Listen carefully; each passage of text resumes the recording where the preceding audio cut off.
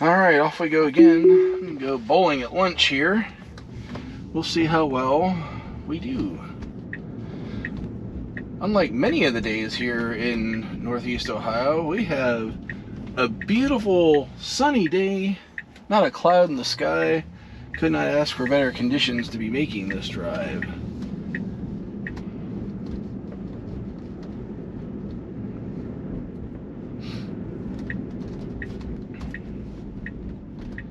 Alright, we'll have to intervene here.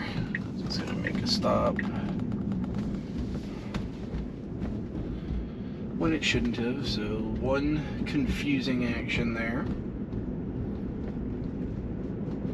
It will probably negotiate this cul-de-sac because it seems to. I say that and it makes a fool of me. So there's two confusing actions.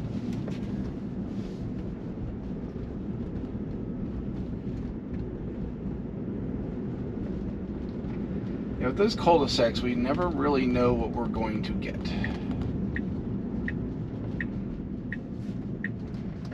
Alright. Good stuff. Alright, we got. And we're clear after this white car.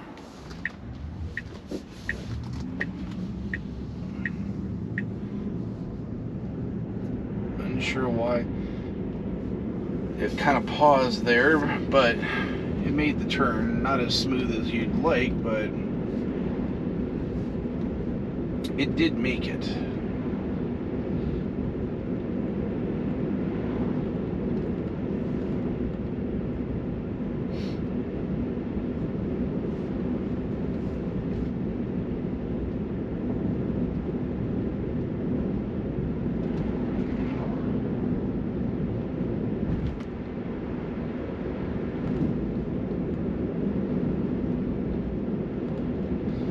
This is, for the most part, going to be a fairly boring drive, I hope. The only kind of pain points I foresee on this drive, there's going to be a right turn where we're going to be kind of angled up a hill while making the right turn. And it's even tough for a human to kind of see from the left because the cars are coming up a hill to get to that part too. The other one is, it's going to be, now it's a protected left because it does have a light there, but there is a major intersection we'll have to make a left at. Depending on how we hit the light though, it may be an unprotected left, technically, because we will still have oncoming traffic.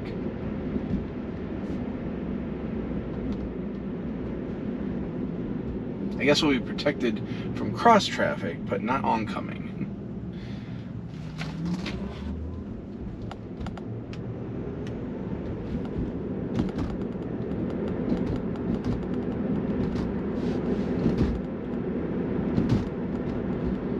Forgot that I need my FSD profile. Yelling at me for not paying attention to the road, which I guess it's correct. Although I would hope that you could, like, that was no longer than I would have been down there to select the song or something from Spotify. So that's kind of picky, I would say. But fortunately, you know, knock on wood, though I have none in this car, I have not been kicked out of FSD for non-attention, even though I've had that appear to me a couple times on various drives. So it's fairly forgiving, I think, even for being like as quick to warn me as it was there. They do give you several opportunities before finally saying, nah, you're done for this drive. If any of you all saw my quick little Twitter blurb on the new little feature that I think's gone under the radar for minimizing changing of lanes, you did see that this car has 0 strikes against it. And actually, speaking of that, here I can kind of show you real quick. So if I flip my thing, you see right here is the minimal lane changes thing that you can select from the quick menu there, but you can also do it in the settings as well if you go all the way in. I don't know why you'd want to do it that way, because that setting does only last for the current drive that you're on. So that would be kind of the hard way of doing that, but it's there in the settings, so that way it's surfaced for somebody that doesn't know what it is. Because I didn't know exactly how it worked until I hit the little information icon next to that. I just saw it say that when I selected a profile here recently. I'm like, oh, that's cool. And then I just kind of assumed it was a little more conservative when it decided to make the lane change, which actually isn't exactly true. It won't make a lane change at all unless there is a safety issue or there is a route need to make that change. That's how that feature works. It's not, okay, you've been going 10 under the speed limit for the last 4 miles, so we're gonna go around you now. That's not it at all. It'll just continue to sit there and let them go 10 under. All right, here's that turn I was talking about.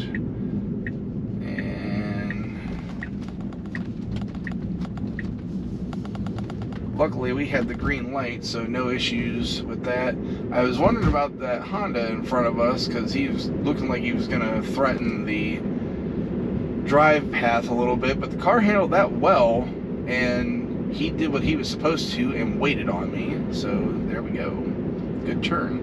And that wasn't exactly a slam dunk on how the car was going to behave there, too. So good job on that one.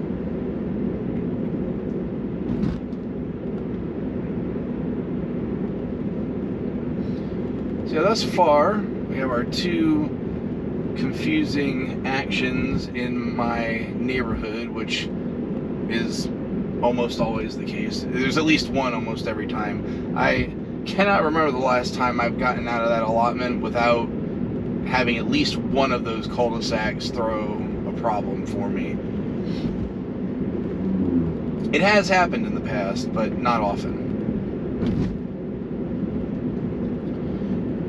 Okay, coming up on a mile to the left turn that I was telling you about across the major intersection.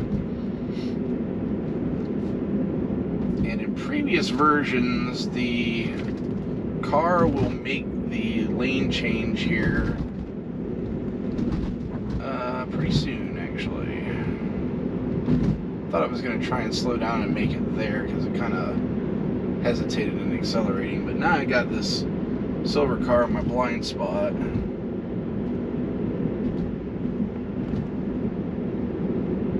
So we'll see what the car does here, because it's going to have to make a decision here soon.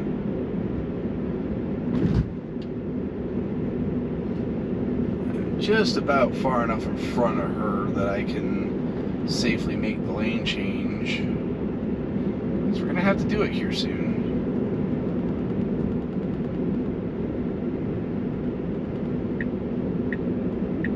Signaling.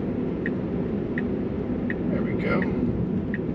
Good job. And actually, I do like it kind of paused on that because she was still kind of close to us. We were clear of her, but she was close enough that making that change abruptly would have been kind of a jerk thing to do. So it put the signal on, it gave it a second or two, and then it made the change. That was very nice, actually. Alright, here we go. Alright, yeah, we're going to catch the light here, so this is going to be a non-issue because we will get the arrow when we make this turn. I guess thinking about this, the right that we're going to make here, one of the last rights, has sometimes been a little weird, only in as much as the car hesitates a little more than it should making that right, like especially with just a green light. But yeah, this has been it's weird that I'm really torn on this version because it is so much better, but it's still inconsistent in some parts. There are some times when you have no idea. That was smooth. Good job, car.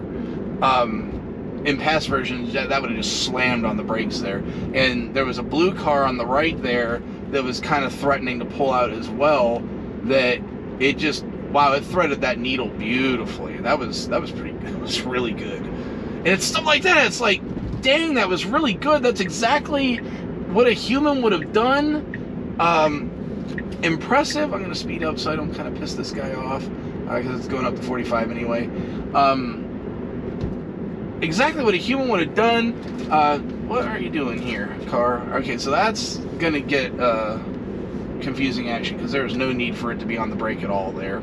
I don't even, maybe if I review this video, I'll see what it saw, but there was nothing there for it to be braking for. And again, you just see, while I'm talking about it being inconsistent at times, you see exactly what I was going to talk about. It's so good in some instances, like threading that needle, and then I'm just randomly driving and it hits the brake, like, and not like I let off like speeding up, like it's actually slowing the car. So it's frustratingly good. I guess that's the best way that I can put it. Man, we were having a great drive until it decided to do that. And that said, one confusing act outside of my allotment is still, again, very, very good, because most drives with 10.69.25.2, I was 4 or 5 confusing acts per drive, depending on how long the drive was or whatever. But, man, it was going so well. Alright, final turns coming up here. We're going to have a right at this light, and then an immediate right into the parking lot that I'm going to.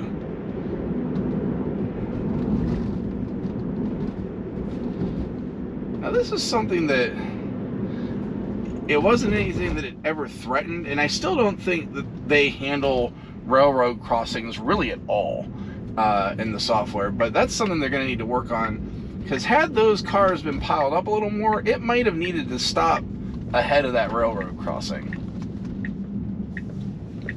Alright, and we are here. As FSD takes me to the parking lot, and I'll take over to park the car. Well, other than that one inexplicable thing, I mean, you literally just saw kind of V11 in a nutshell. I would say, and I think I said this on Twitter earlier, 80% of the time, it is really good. Really, really good. And then there's other moments where it just does things like you saw. So that's it. I hope you enjoy this video. Again, I'm trying to give everyone the reality, because my experience in where I'm living up until V11 has been rough. Like, when I continually see these people with these 30, 40 mile no intervention drives, I question how in the world that happened. And now it seems like the software is more taking into account, it's better at different geography now. So maybe that's me driving around here and Tesla gets to see the roads and they're figuring things out, or maybe it's just general improvements to AI figuring that out, which hopefully that's what it is. Actually, I don't think I'm important enough that Tesla's looking at my drives, so I doubt that's what it is. General AI improvement has to be what's going on here. So I'll sum it up here. I'm going to get inside and throw some bowling balls. Hope you enjoyed this video, and I'll have more coming for you. Take care, folks. Have a good one.